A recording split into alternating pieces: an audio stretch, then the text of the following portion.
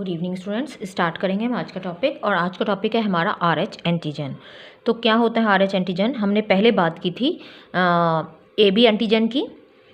सो अब हम बात करने जा रहे हैं RH एंटीजन। तो RH एंटीजन मीन्स जैसे आप ब्लड ग्रुप को बोलते हैं कि मेरा ब्लड ग्रुप A पॉजिटिव है या B पॉजिटिव है या O पॉजिटिव है, तो इसका मतलब क्या है, इस पॉजिटिव का मतलब क्या है? सो RH भी एक एंटीजन है जिसकी डिस्कवरी कहाँ पर हुई थी? रीसस मंकी में।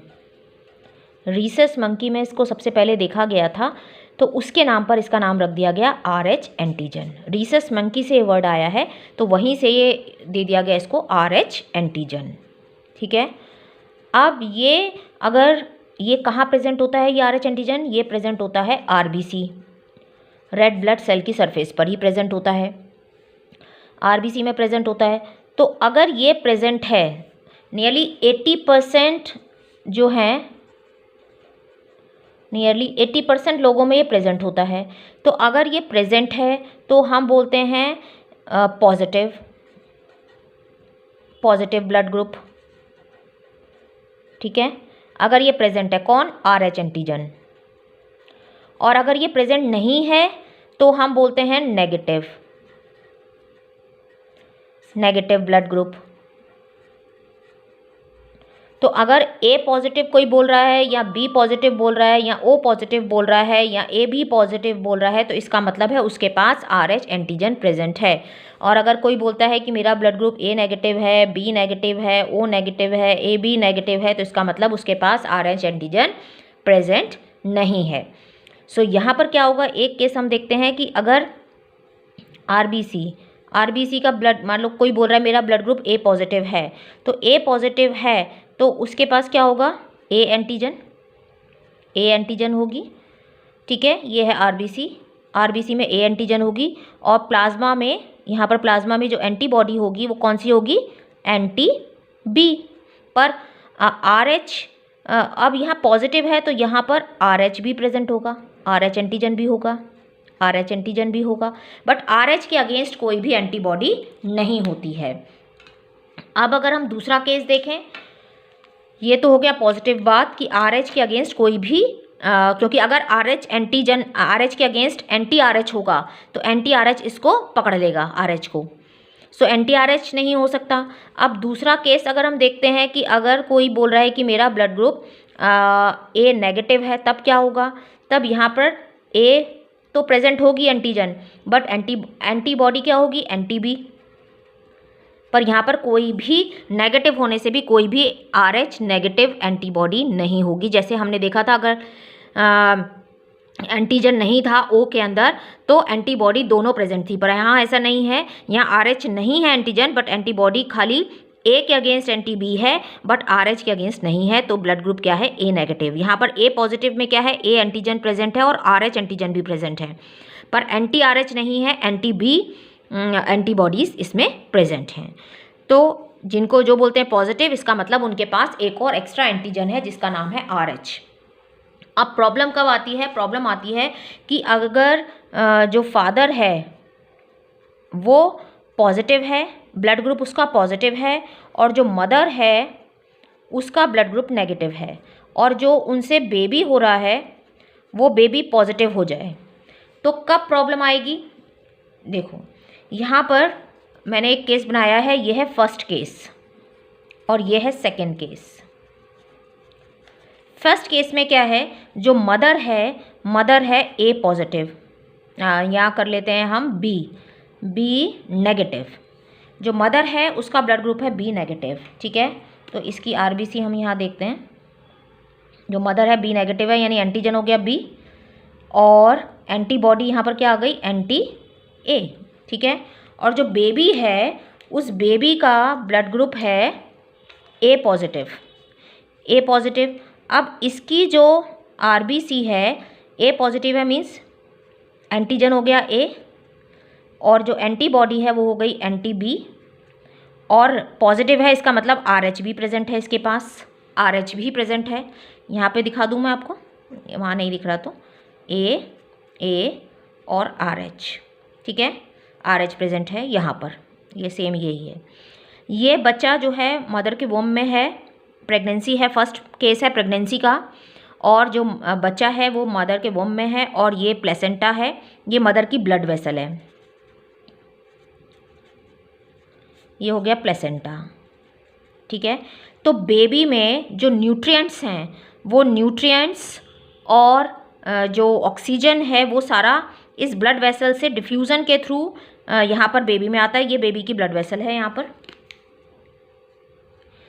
पर आता है, और कार्बन डाइऑक्साइड और वेस्ट प्रोडक्ट मदर के अंदर चले जाते हैं। पर ब्लड का मिक्सिंग नहीं होती, ब्लड की मिक्सिंग आपस में नहीं होती है, सिर्फ मदर की ब्लड वेसल से यहाँ से न्यूट्रिएंट्स और जो ऑक्सीजन है वो यहाँ पर आ जाती है प्लेसेंटा के थ्रू बेबी के पास, और यहाँ से वेस्ट प्रोडक्ट यहाँ चले जाते हैं। यहाँ पर कोई भी ब्लड की मिक्सिंग नहीं होती, कोई भी चीज़ नहीं मिक्सिंग होती, और ना ये एंटी ए क्रॉस करके यहाँ आ सकती है इसके पास। अगर ऐसा होता तो ये एंटी ए यहाँ आ सकती थी, क्योंकि यहाँ पर क्या प्रेजेंट है, यहाँ पर ये एंटी ए है और इसका जो ब्लड ग्रुप है वो ए है, तो यहाँ पर ए एंटीजन है, और यहाँ पर एंटी बी है और इसका ब्लड ग्रुप है बी, तो ये भी क्रॉस करके जा सकती थी, पर ये क्रॉस नहीं कर सकती। ना एंटी ए क्रॉस कर सकती है, ना एंटी बी इसको प्लेसेंटा को क्रॉस करके जा सकती है। ठीक है, तो कोई प्रॉब्लम नहीं है। पर जब डिलीवरी हो जाती है, जब ये बेबी डिलीवर्ड हो गया, उस टाइम पर क्या हुआ, जब ये डिलीवर्ड हो गया उस टाइम पर कुछ टिश्यू जो है वो रप्चर होते हैं, और टिश्यू रप्चर होते हैं तो यहाँ से बेबी का कुछ ब्लड मदर के अंदर पहुँच जाता है जब डिलीवर हो जाता है। जब डिलीवरी होती है उस टाइम पे प्लेसेंटा भी ब्रेक होता है, बेबी डिलीवर हुआ, कुछ टिश्यू रप्चर हुए, और यहाँ से बेबी का ब्लड जो है कुछ पोर्शन में निकल के मदर के ब्लड में मिक्स हो जाता है। तो यहाँ पर कोई प्रॉब्लम नहीं आएगी, क्योंकि ये फर्स्ट केस है, प्रेगनेंसी हो चुकी है, डिलीवरी हो चुकी है। अब सेकेंड केस क्या होता है, मान लो दोबारा से इसको प्रेगनेंसी हो जाती है, तो अब वापस से हम वही केस बनाते हैं। जो मदर है उसका ब्लड ग्रुप क्या है, बी नेगेटिव, और जो बेबी है वो है ए पॉजिटिव। ठीक है, तो ये केस प्रॉब्लम कब आएगी, अगर मदर नेगेटिव हो और बेबी पॉजिटिव हो। अगर मदर पॉजिटिव हो बेबी नेगेटिव हो तो प्रॉब्लम नहीं आएगी, मदर नेगेटिव हो और बेबी पॉजिटिव हो तभी प्रॉब्लम है। अब सेकेंड केस में क्या हुआ, ये तो डिलीवरी हो चुकी है, इसको कोई प्रॉब्लम नहीं है, पर सेकेंड केस में अगर उसको डिलीवरी हो प्रेगनेंसी हो जाती है, तो यहाँ पर ये क्या था, इसका बी नेगेटिव था, तो यहाँ पर बी एंटीजन, ठीक है, और एंटीबॉडी एंटी ए। अब क्योंकि इसका एक्सपोजर हो गया, यहाँ से बेबी का जो ब्लड था वो डिलीवरी के टाइम पर कुछ मदर के अंदर चला गया, और यहाँ पर इसके पास RH एंटीजन थे। जब एक्सपोजर मिलता है ब्लड को तब एंटी RH बनती है, एंटी RH एंटीबॉडी बनती है। कब बनती है, जब कोई उसका एक्सपोजर होता है RH के साथ, नहीं तो नहीं बनती है। तो यहाँ पर क्योंकि बेबी का ब्लड मदर के अंदर चला गया था, तो यहाँ पर क्या बन गई, इसके यहाँ पर मदर के ब्लड में एंटी RH एंटीबॉडी बन जाती है। और बेबी का ब्लड ग्रुप क्या है, ए पॉजिटिव, तो ये हो गया ए और ये हो गया RH। तो अब ये जो एंटी RH एंटीबॉडी है ये प्लेसेंटा को क्रॉस करके जा सकती है।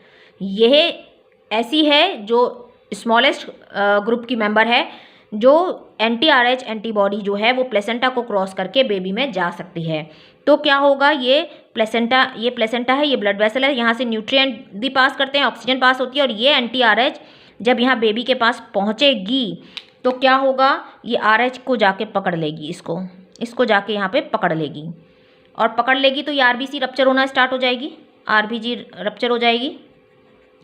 और RBC रप्चर जब होने लग जाएगी, ऐसे ये जितनी भी हैं सारी धीरे धीरे जाके एंटी RH जब प्लेसेंटा को क्रॉस करके बेबी के अंदर जाएगी तो उसकी RBC को पकड़ने लग जाएगी और उसको रप्चर करने जाएगी। तो बेबी के अंदर क्या हो जाएगा, एनीमिया, जॉन्डिस, ये केस होने लगेंगे।